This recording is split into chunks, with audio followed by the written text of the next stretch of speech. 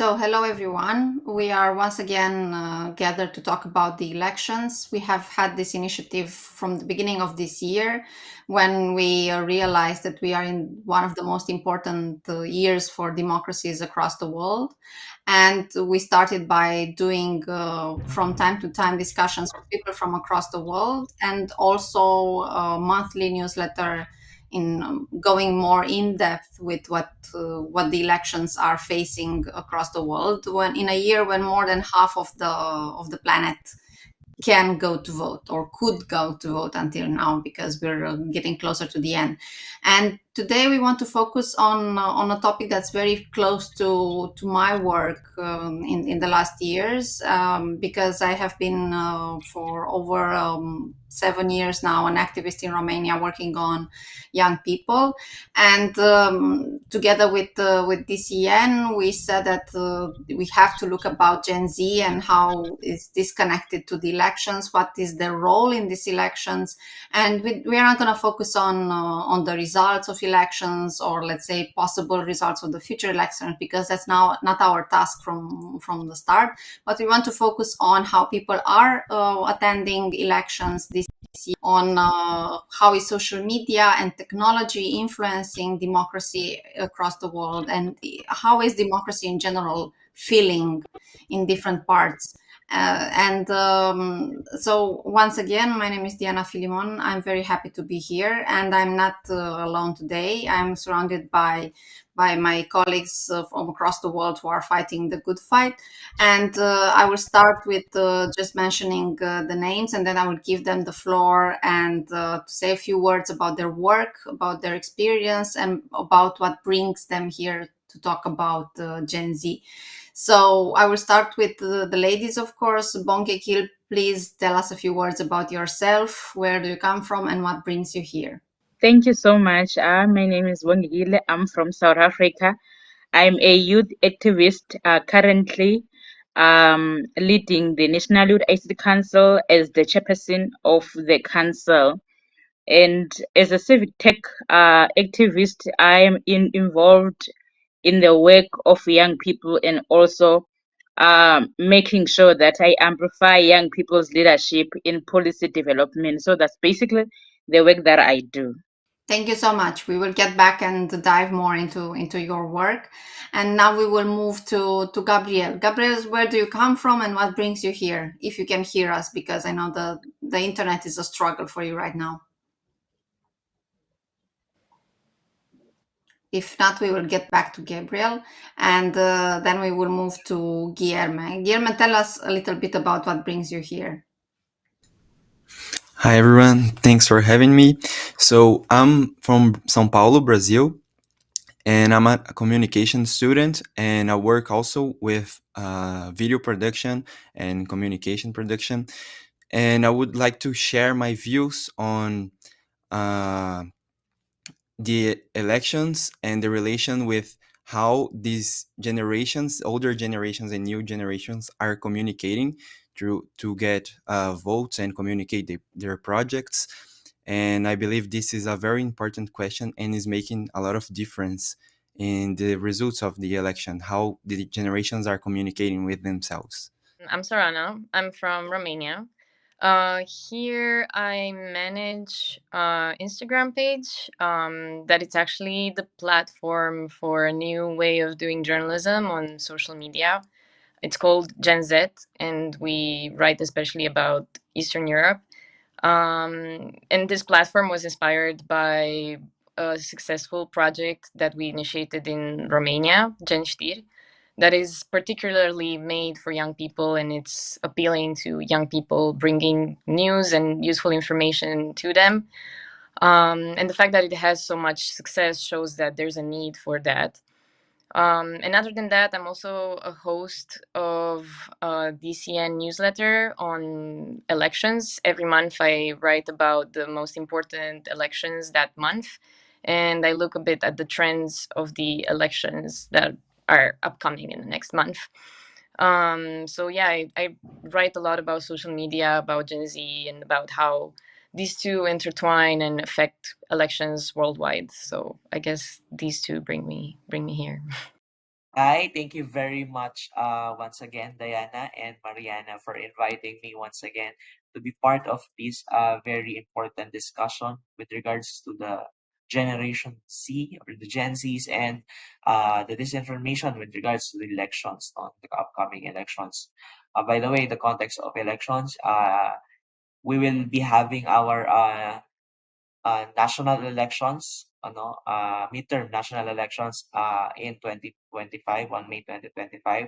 We will be electing senators, governors, mayors in our localities and in the national the senators, of course.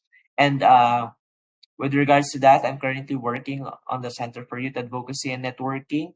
I'm working on a project named Youth Led Network for the Right to Information, short for INFORM. So we do awareness session with regards to this information to youth and youth serving organizations here in the Philippines. Um, we also do policy, and we also made media information literacy toolkits for institutions, for education institutions, for the local government units, especially the Youth Village Council, or what we call the Sangguniang Kabataan, the only one that who's being recognized all over the world, that having a space, democratic space for the young people to be elected into the local government. So currently, we also work on informing the young people on uh, on voting, not just on having themselves to be empowered to register, but also after being registered, what is the next step? So having a voters education or who to vote. No, it's very important for us to help the young people who to vote, and what are the voting, what is your right to vote, because it is stated in our constitution, in 1987 constitution, that everyone has the right to vote when you reach the certain age, which is your legal age. So it is very important also for us as working on the project that to write the information to help them decide what and who to vote for the upcoming election, because it really matters for us as young people who to vote, because it is for our future. So uh and this engagement with us, with the DCN Global, and I'm very happy and thankful that I can share with you all our what we are doing here in the Philippines in the context of the Southeast Asia, and that. Uh, I think we can move back to Guilherme. I'm asking you. There are a lot of unique challenges, but also opportunities for Gen Z. I mean, it's a generation that it's considered to be tech savvy, to be digitally native, and have access to all the information required. But still, we are discussing about the challenges that information and social media are creating for Gen Z to get their voices better heard and to also support democratic change and to support better candidates, let's say, for their future. But how do you think, which do you think are the challenges and also the opportunities for your generation? So I think um, one of the great challenges that the Generation Z has is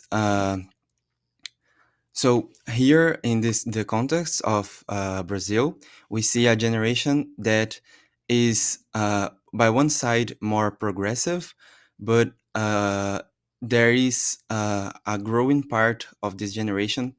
There is also conservative, and I believe that in the latest years, uh, the they are the conservative part is getting a lot of force of power through the communication, through the digital communication, and so there is a challenge to establish this communication through these generations and through this digital media. So there is like, I'm sorry, I got a little bit nervous. So just getting back to the train of thought.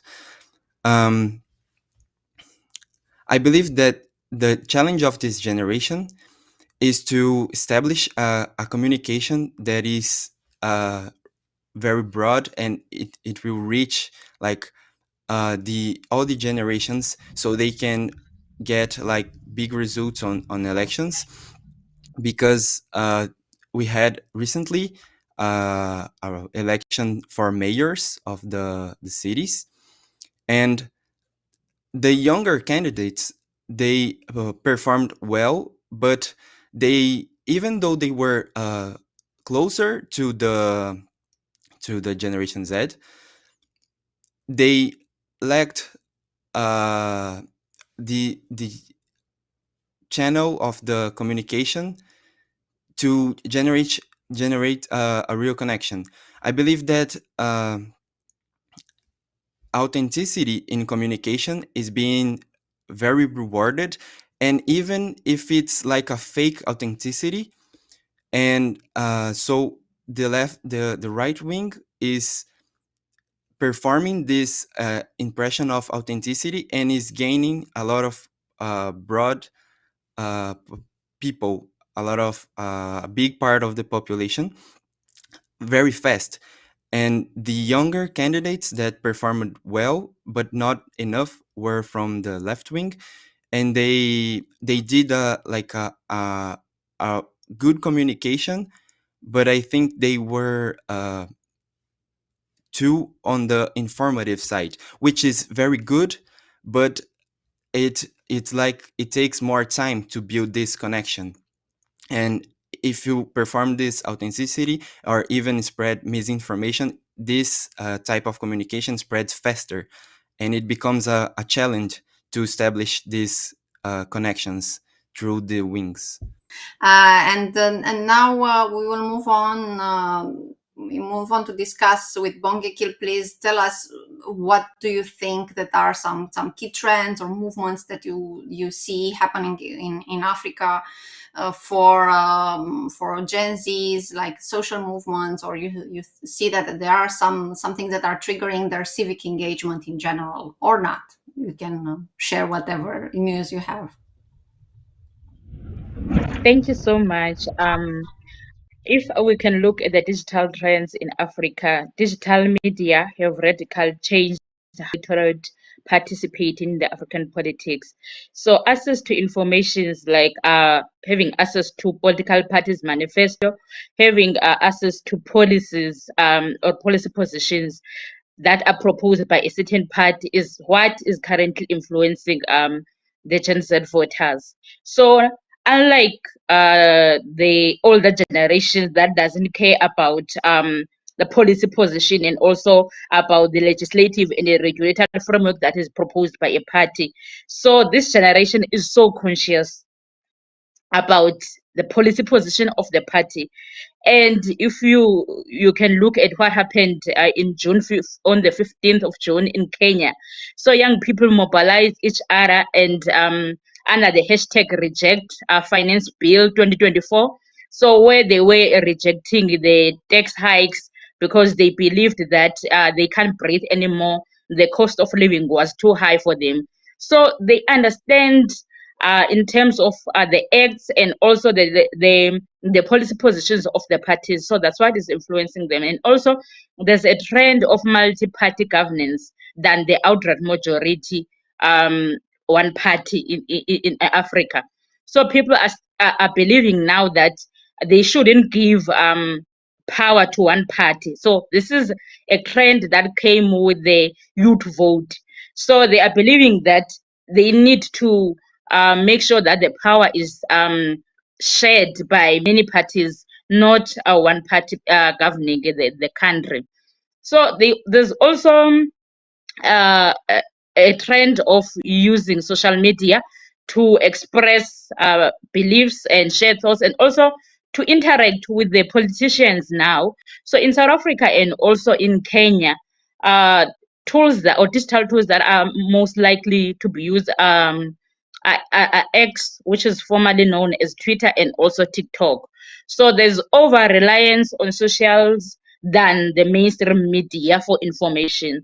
So digital media have influenced and also enhanced active citizen participation, and also it has promoted civic activism. I've seen in May 2024 when we were having our elections in South Africa, people were doing voter education through the X space, and also they were mobilizing the GenZ voters using the X space engagement. So that's how young people are verifying if the account is actually not the fake account. So they will request a leader to host a X space so that they can see if this account is actually the real account and it's not a parody account. And there's just a drastical shift from following the party pages. So people prefer to follow a personalized platform that is linked to a digital citizen. So personalized platforms are linked to digital power. So they believe that whatever that the leader is written, it is the position of the party. And also there's a growing trend of independent candidate, and those independent candidates who are not linked to any party. It's young people who are contesting power because they believe that they need to have a voice in terms of what the kind of continent that they want. So they want to participate in building and also in building the Africa that. So there's that trend, and young people are mobilizing each other. In South Africa, where they mobilize each other under the hashtag Own Your Democracy. Even today, there's elections in Mozambique, and the young people are still using the same hashtag that we use in South Africa, Own Your Democracy, to encourage each other of going out and vote for change. So the biggest news for me here is that we see patterns of young people encouraging each other and creating momentums, let's say, by themselves, and not waiting for the necessarily for the political parties or for certain candidates to come to push them into becoming part of the movement. And we'll get back to this because I also noted a few thoughts from here. So Sorana, Europe had a lot of elections and is still going to have a lot more, but I was surprised to hear that the participation of the European Union election for the European Parliament have exceeded any expectation and have been the highest number of turnout people since 2004, which is quite remarkable, and I think unpredicted very well until now. And what else did you find interesting around Gen Zs and elections? What else I find interesting? Well, probably if you search for articles about the elections in European Union, especially the elections for the European Parliament, you're probably gonna find an article that talks about the surge of the far right in the European Parliament. Is the biggest share of the far right in the European Parliament, and most of the time the cause of that surge is put on the Gen Z and on young people. And that comes as a shock for a lot of people online, that young people are the ones that kind of drive this trend towards the far right. And to me, in a way, it was shocking that people are shocked about that because I don't know, it's not surprising, honestly. And I think it's not surprising for two reasons. One, because young people are dissatisfied and they are disappointed. Like if you remember in 2019, that was actually the first time I voted. And back then, there was a surge of the Green Party and of this new liberal family that was kind of like central, and they haven't delivered. And young people don't really forgive, and they don't forget. And I guess that's also because of social media. Like any sleep up is visible on social media and is gonna get to young people. So in 4 years, the Green Party hasn't done much. The center hasn't done much. So then there's nowhere else to turn. I'm not saying that there's not young people that are genuinely attracted to the values of the far right. But I think it also has a lot to do with this feeling of dissatisfaction and fighting against a system that is too slow and is not working in their advantage, and most of the time that doesn't understand them and their needs.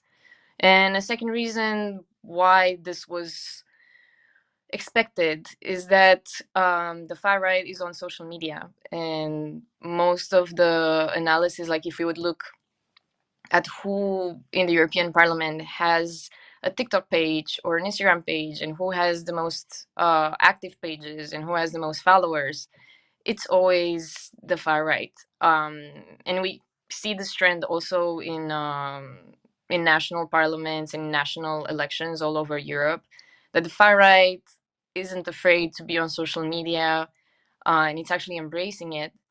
Um, and they get to young people more easily than mainstream parties. I don't know if I would say that they don't consider themselves superior to young people, but there's definitely a more of better, like a feeling that they kind of try to talk the language of young people, you know. And we've seen that with politicians, like far right politicians, that are also using the trends on TikTok. I mean, in France, we've seen that the far right kind of put a younger person who's 28 as the face of the party, and that was definitely strategic.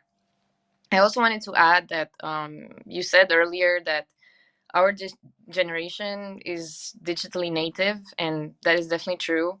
But that doesn't mean that we are media literate. And I think we kind of grew up with all this technology getting better and better. But there were no rules. Like, we kind of made the rules as we went. Um, and definitely a lot of young people still, just because we're young, it doesn't mean that we know what is fake news and what is not. We know what tries to manipulate us and what doesn't. We know what's reliable and what is not.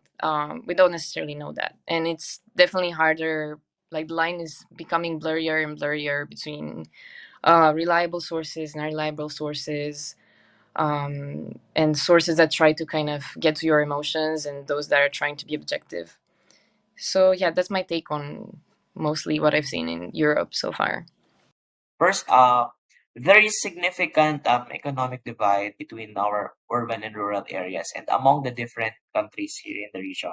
Well, we have this project. It's also an initiative like the Saka Bataan. We call it Saka Bataan because Saka in Filipino, it's farming, and Kabataan, the youth. So Saka Bataan.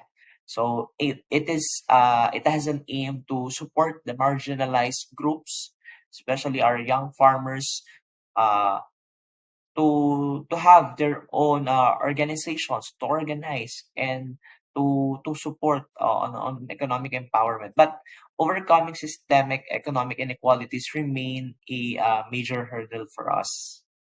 On the second one is corruption and governance issues are prevalent in many of the Southeast Asian countries, and initiatives like the Model SK Network, the Model Sangguniang Kabataan, the Model Youth Village Council.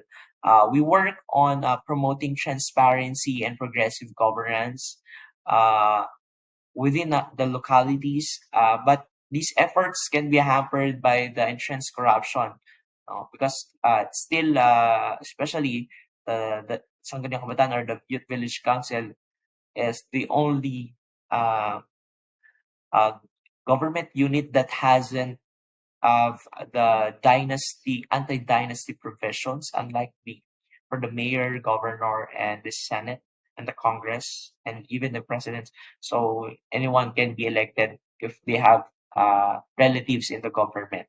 So in the SK or Young Village Council, we cannot elect those youth with relatives in the government.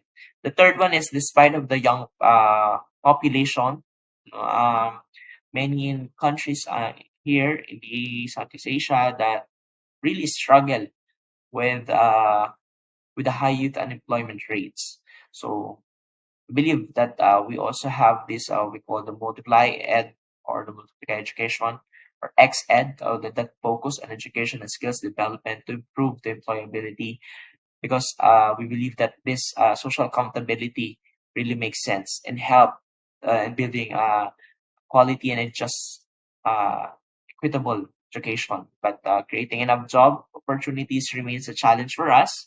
So we need some help from the stakeholders to develop. And the lastly, so we have the digital divide, which are very well known and then significant issues.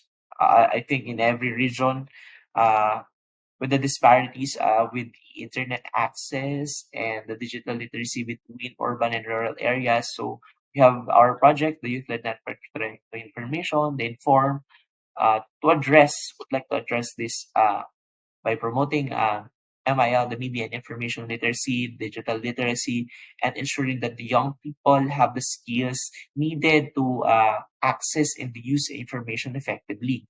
Okay, so I will open now the floor for everyone to jump in with ideas and to talk more about the challenges that Gen Zs are facing globally. And I wrote down from what Guilherme said in the beginning, fake authenticity.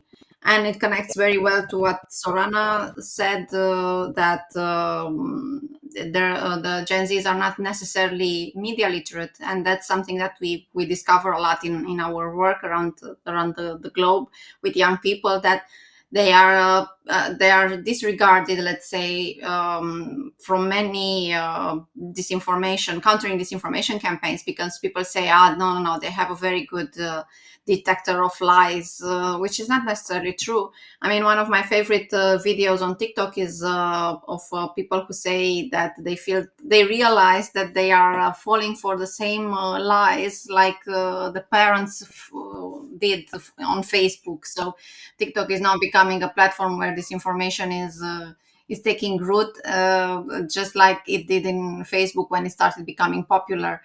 And that the most that young people many times do in order to check an information is to look in the comments of a video, which is by any media literacy standards is a big no. Like, don't do that, because it doesn't make them real if they are in the comment section. On contrary, all the bots and the trolls are pretty much there.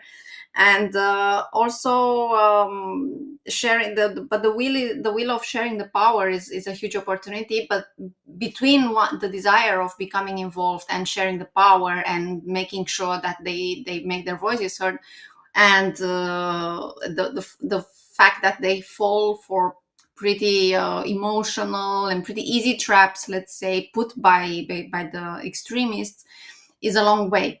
And the key here is emotions, as you said. They are also the trigger for moving forward, but also a big trap, because the populists in general have embraced, earlier, as Sorana said, much earlier, they embraced social media. They were not ashamed or afraid to go and test there. So they have like 2 years ahead of, let's say, any moderates or any centric politicians who are only now discovering the benefits of talking directly to young people on TikTok or on Instagram. But enough said about that. I want to hear from you. And Bongekile, I will start with you. Like, the biggest challenge that you see for young people. I know it's Africa is a huge continent, so it's very hard to ask from you to talk about an entire continent. But as much as you understand and know the young people there, what do you feel is the biggest problem and the biggest challenge that they will face? Thank you so much. What remains a challenge is the issue of propaganda and fake news. So that are spread by big accounts or accounts with big following. So what normally happens is that politicians will incentivize social influencers to spread fake news about the independent candidate, who are mostly young people. So there is also a need for intervention in terms of media literacy, because as much as young people are willing to take part in politics and also be independent candidate for elections, but they don't understand how to run campaigns. They don't understand how to run elections. They rely on their ex account and also TikTok's videos. So there's the need for making sure that they are equipped in terms of how to run a campaign and also how to verify information. So there's a high volume of fake news in Africa.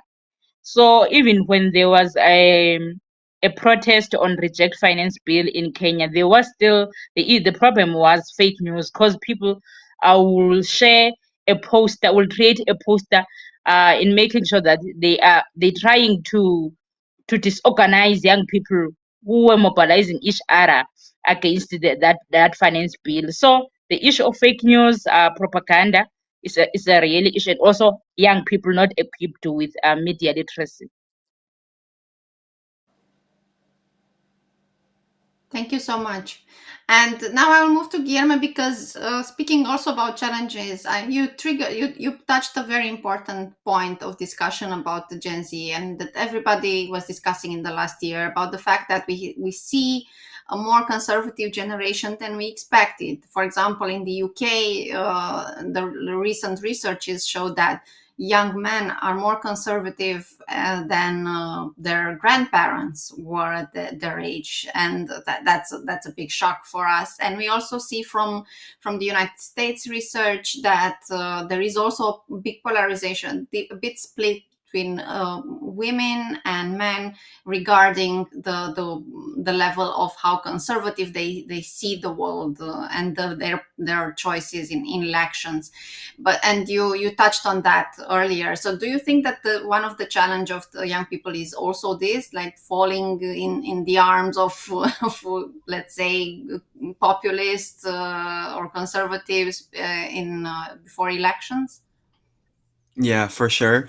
And I believe that what Sorana said about being, even though it is a digital native generation, we are not media literate, is very much true here too, because I believe that these people might think that they are not going to fall for these like traps, these captivating traps, because we might be maybe a little bit more skeptical because we grew up with this digital ambient that just threw a lot of information on us, and by exhaustion we saw that a lot of it is fake. You can say like whatever you want, and there is not going to be someone to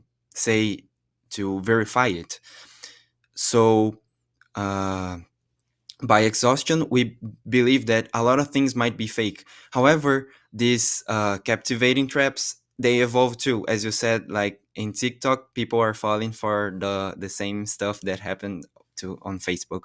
So maybe these newer generations, they believe they are not going to fall for it, but this is happening very very fast with these populist candidates and governors, and it is being very effective because we have this benefit of the social media to grow new faces on the politics through this fast spread of information and reach a lot of people. However, it is even faster to spread this like fake authenticity or misinformation. And I think this is one of the greatest challenges, is how we can build this informative and truthful connections with new politicians or older politicians when we have a lot of people uh, having great results spreading this misinformation and this fake authenticity, and is capturing this new generation. So we have this media literacy challenge. I think this is a big challenge here. Thank you so much. And going to Thank you. Sorana, what do you think are the challenges? Um, I mean, I think some of the challenges definitely resonate. They're more or less the same all over the world because if there's one thing that we have in common is technology. But I would say specifically in Europe, or actually no, it's not even specific. But I'd say what I've noticed more is great polarization. I know that a lot of people blame it just on algorithms and on this echo chambers that they pull us in. But yeah, I personally also don't know what the solution would be to these echo chambers that I think we also, as people, we find ourselves quite comfortable being in them.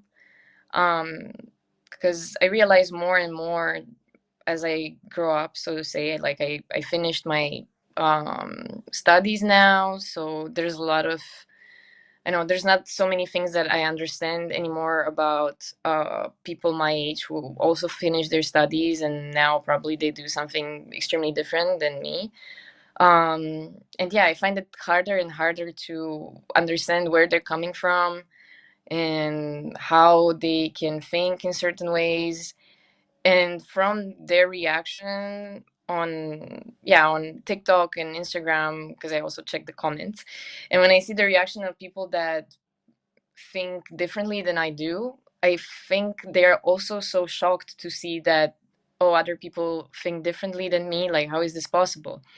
Like it's very rare that we see a different opinion than ours on social media, and it kind of makes sense also because of the algorithm and also because of the way we are built as humans. Like, why would I want to see something that I don't agree with and something that's going to make me angry when I could just be here in my little bubble? But then in the real world, we realize that we are extremely disconnected from each other, that we don't have the same references, and that is quite confusing. I think in our generation, because yeah, I guess when you think of like older generation, I don't know if it's true. I mean, I guess Diana, I guess you can help us here. Like you can think of like the 70s and 80s and 90s, and there's kind of like the same trends defining the same like a period of 10 years, and now there's trends defining every day and every week and every month, and those trends are also different according to the bubble you're in. So yeah, I don't know if polarization is the best definition of this phenomenon that I described. But this is one of the biggest challenges that I've noticed in these European elections and elections in general. Since the pandemic told us, on everyone, but perhaps none more than the Gen Zs. Well, our generation, where many came of age and entered to the workforce during the global crisis, according to the AXA study of the mind health and well-being in 2023. This is a study. So Gen Z has struggled in the workplace.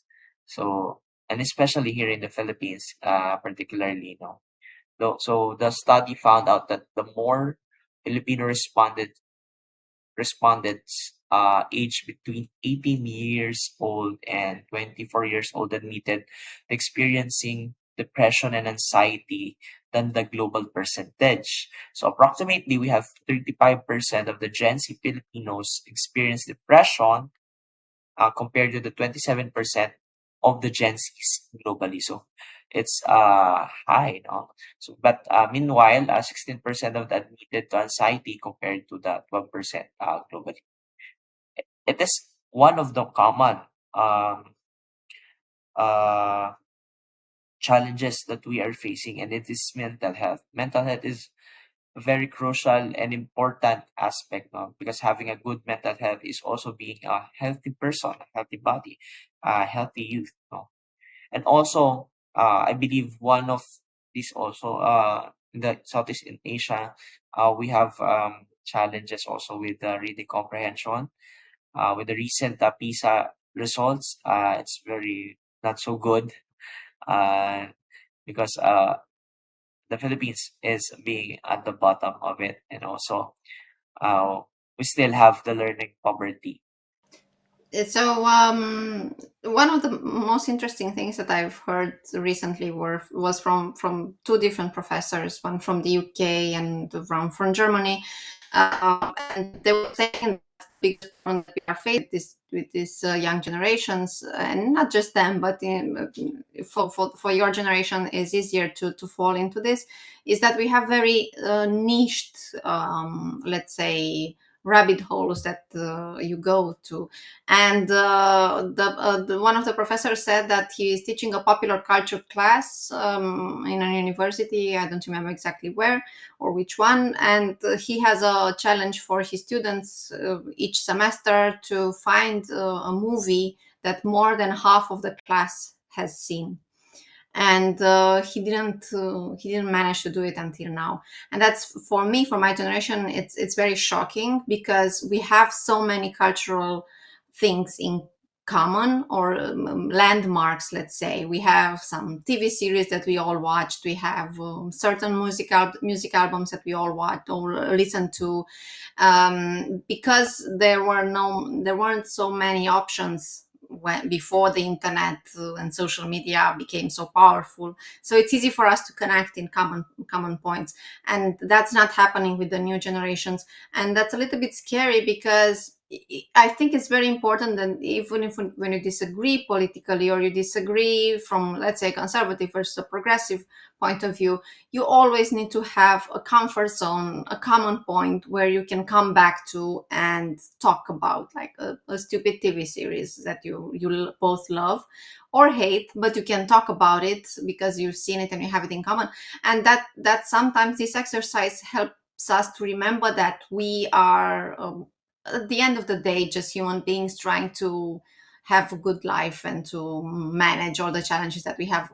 And also, one of the biggest changes that I have seen for Gen Zs, especially in the last years and in these decades, if we are speaking about decades, is that the pandemic has made this generation very isolated compared to what young people I met before 2020 were acting like. So it's a big challenge, this isolation, and also this kind of feeling of loneliness, I think, is a big influence on the way they vote, or the way in which they get engaged or not in communities around them. And I would come back to you, and I will keep the same order now to be a little bit predictable. And I will start with Bongekile. Tell us if you have a good example or an interesting example, let's say, about how social media was used in this year for social movements or for civic engagement by young people.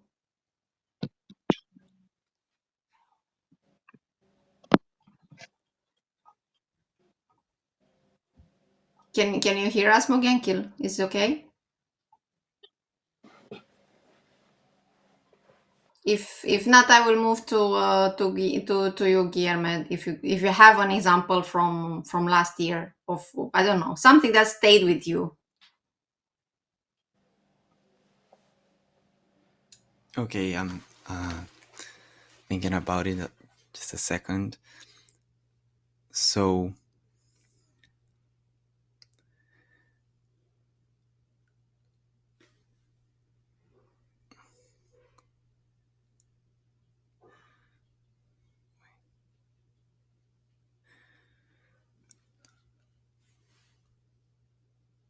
I think I'm not recording easily here. I'm just going to take a look at my notes a little bit. No problem, no problem. Bongekile or Sorana, which one of you is ready to jump in on this? I Can you think didn't of get some? your question. I think it's because of my connectivity. Now, if you have, I was saying that if you have a good example of a social movement or I don't know, something that is related to Gen Z and happened during this last year to inspire them.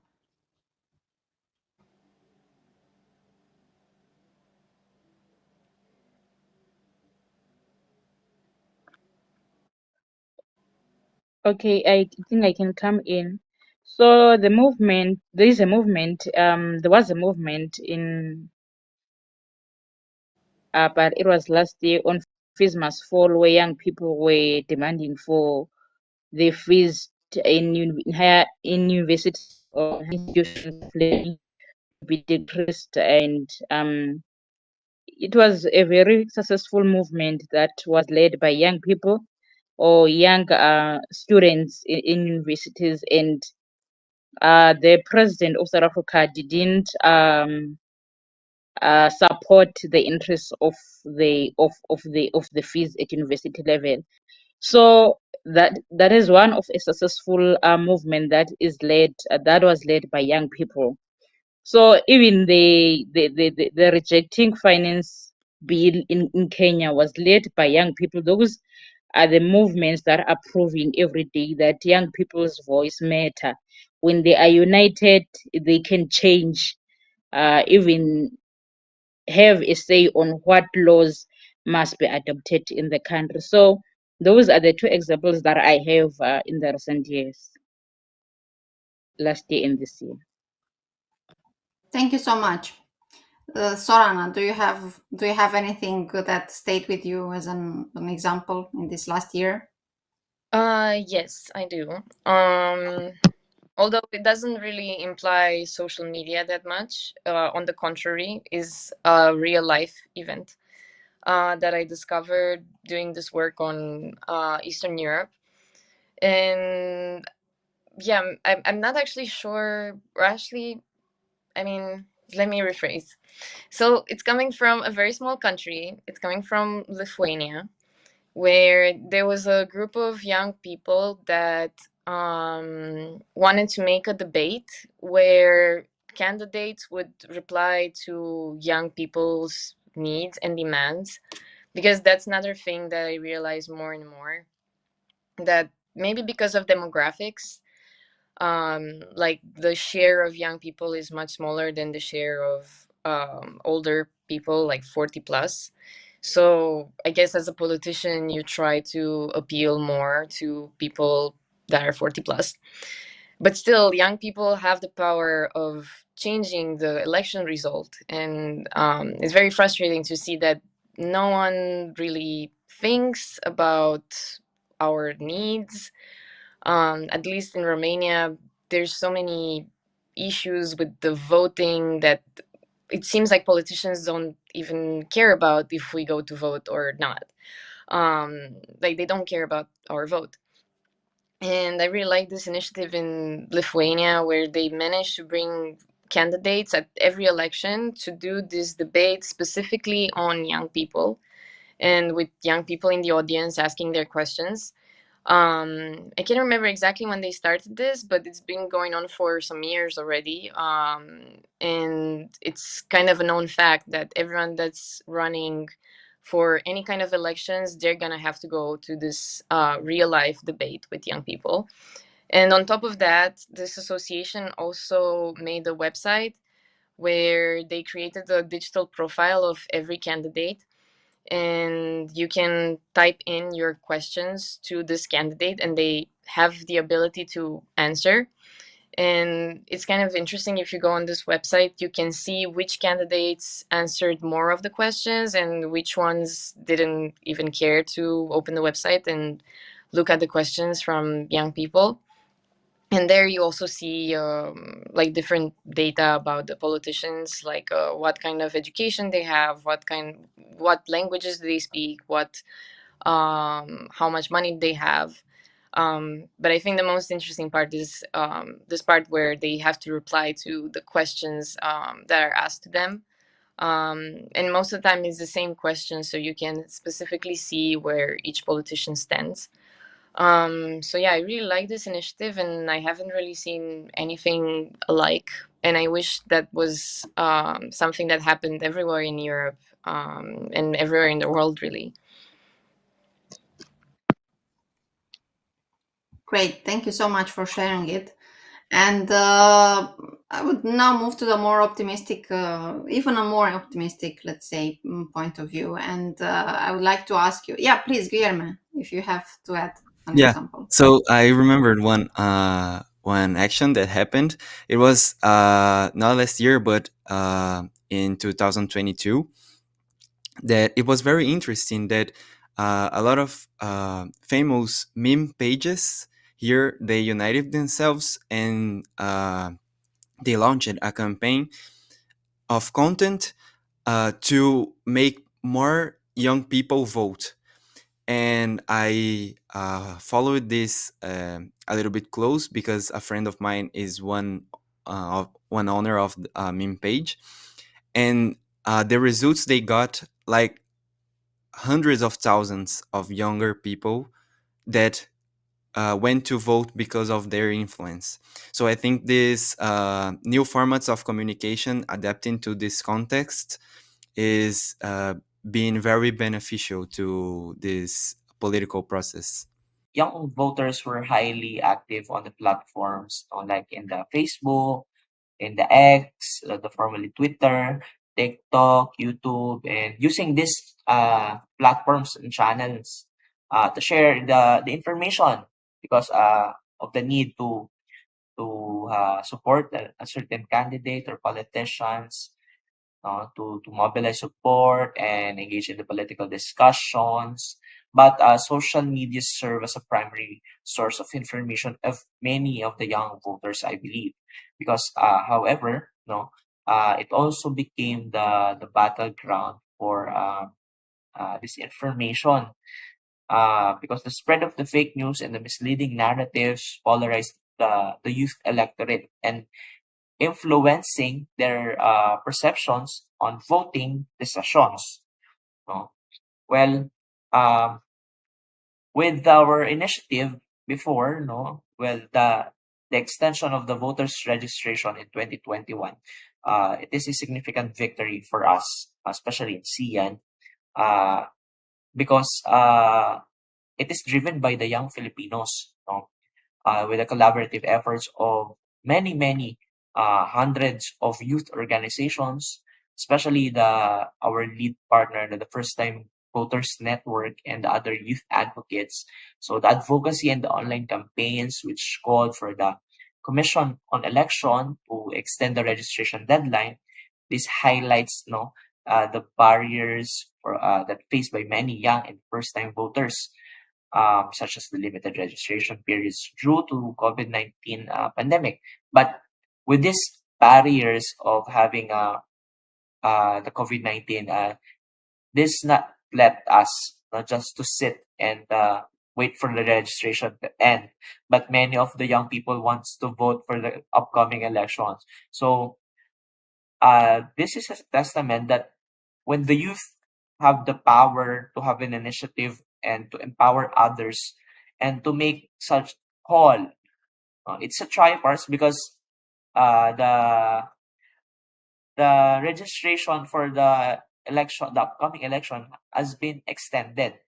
So this triumph was a testament, the power of the youth mobilization, our digital advocacy and effective change, and by amplifying the youth voices on social media and organizing campaigns, dialogues, and protest actions with the groups, even in the latter part of the COVID-19, uh, demonstrated the ability to influence the electoral process and increase the youth participation in the democratic exercises. So the extension allowed more young voters, young people to register and participate in the 2022 national elections, and making it a milestone achievement for the youth engagement. And this is also a reminder for us, not that the influence that the united youth sector can have on shaping the the Philippines, the country's political landscape. That's a very cool idea, and I'm very happy that it worked. And I hope they will continue doing it. And now, for the last round, let's say questions, I'm challenging you to share a few good thoughts about and hopes and vision that you have about young people in and how they will make themselves better heard in the future. So it can be just a wishful thinking on your part, or it can be something that you see that it's developing and it's growing. And yeah, so I will start with Sorana this time. What do you think? What makes you hopeful? What makes you be positive about the future of Gen Z and their involvement in communities? Um, I think I've seen some analysis that say that Gen Z are not that involved in politics per se, like party politics, but they are more involved in social causes. So if they believe strongly about something, they will act on it, whether if it's on social media or in real life, doing volunteering or supporting a cause. And I think this gives me a lot of hope. Um, it's not like I'm against party politics or democracy, definitely not. But I think democracy will have to adapt to this kind of new way of seeing engagement more as like a social cause than just supporting a party. And I think Bukanki said something about young people supporting more independent candidates, and we've seen that in Europe as well. I think more than the far right in the European Parliament, candidates that didn't belong to any political group rose so much more. I think they got 80 seats more than last time, which was huge. And these people could be people representing more, I know, far right ideas, but also far left, also center ideas. Um, I guess it's coming from this sort of personalization of everything, of journalism, of politics, of everything. People like to, or young people like to associate their cause to a face and to a person and to a narrative. And I don't think that's negative necessarily. I think there's a lot of adaptation to come in with the way we do politics and journalism and involvement in society. But I'm really looking forward to it. Yeah.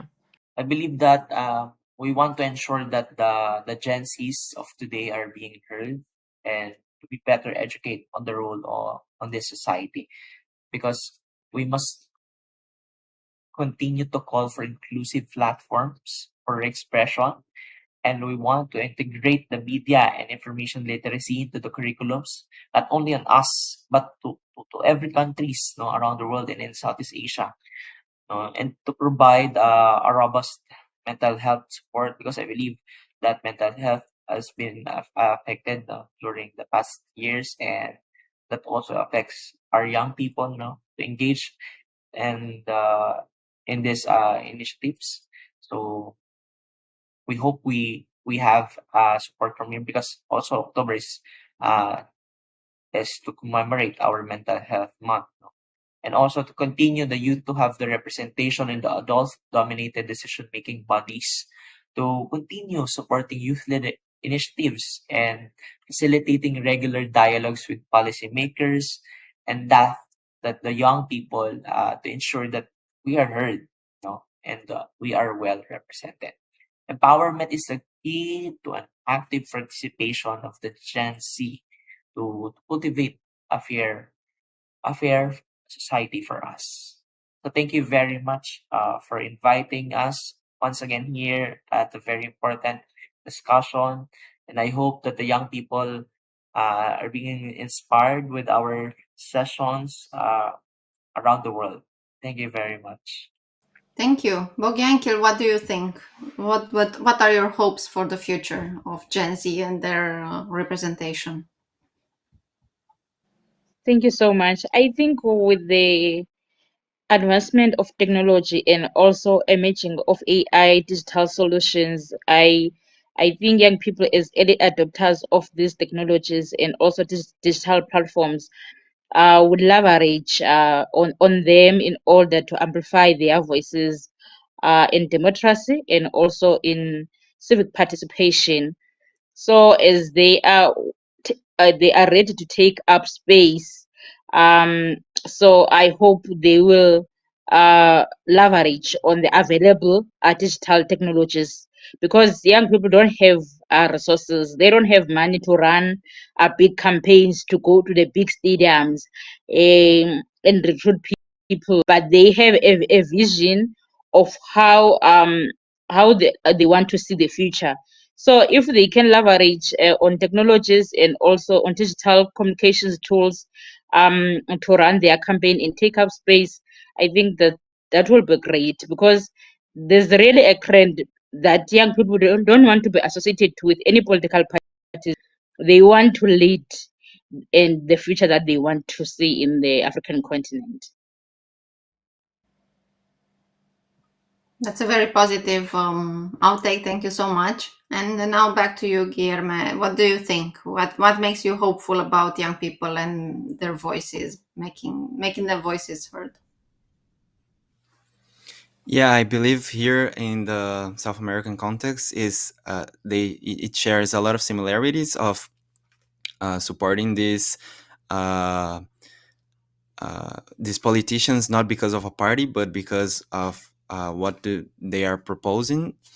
And I believe that even though there is a rise on extremism in this young generation, I see here that there is also a rise on this more open to discussion, to rich information and social wellness in this generation. I see it a lot here, and I believe this it might take a little bit of time to adapt to how they are communicating, but I believe that there is a big wave of new faces to this political scene, bringing this discussion, bringing this desire for the information and to verify it. And I think that this can be a great change, but it might take a little time, but it can be like very powerful in this context. Thank you so much. So we need a little bit of patience, but it's gonna happen eventually. Thank you so much for your time and for your inputs, and we're looking forward to see how this year will continue to develop from the democracy point of view around the world. And stay in touch and follow DCN Global and our future events. We encourage you strongly to apply to whatever opportunities that we will publish on our future events, and looking forward for the next editions of Sorana's newsletter about the elections, and also you will find this on our DCN Global pages on all the social media possible where we are present. Thank you so much, everyone, and have a good day, evening, or whatever time it's where you are now.